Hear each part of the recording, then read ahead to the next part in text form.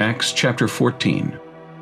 Now it happened in Iconium that they went together to the synagogue of the Jews, and so spoke that a great multitude both of the Jews and of the Greeks believed. But the unbelieving Jews stirred up the Gentiles and poisoned their minds against the brethren. Therefore they stayed there a long time, speaking boldly in the Lord, who was bearing witness to the word of his grace, granting signs and wonders to be done by their hands.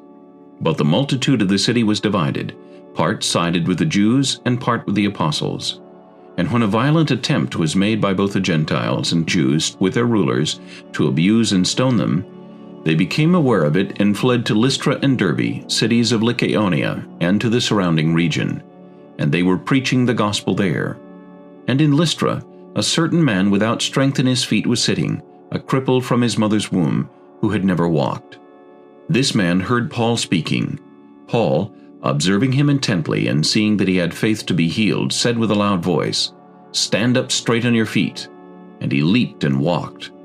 Now when the people saw what Paul had done, they raised their voices, saying in the Lycaonian language, "The gods have come down to us in the likeness of men." And Barnabas they called Zeus, and Paul Hermes, because he was the chief speaker. Then the priests of Zeus, whose temple was in front of their city, brought oxen and garlands to the gates, intending to sacrifice with the multitudes.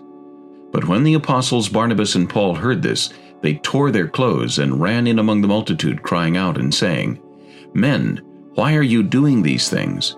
We also are men with the same nature as you, and preach to you that you should turn from these useless things to the living God who made the heaven, the earth, the sea, and all things that are in them, who, in bygone generations, allowed all nations to walk in their own ways.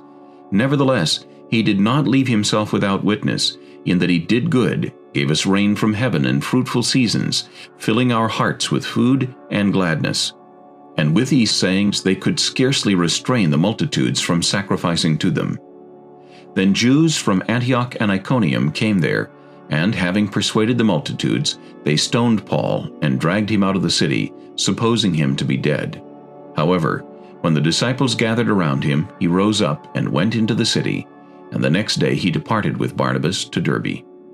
And when they had preached the gospel to that city and made many disciples, they returned to Lystra, Iconium, and Antioch, strengthening the souls of the disciples, exhorting them to continue in the faith, and saying, "We must through many tribulations enter the kingdom of God."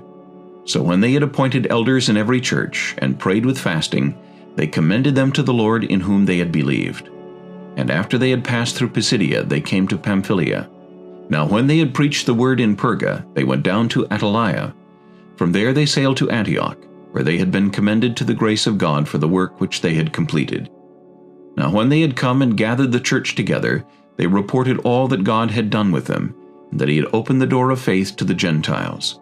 So they stayed there a long time with the disciples.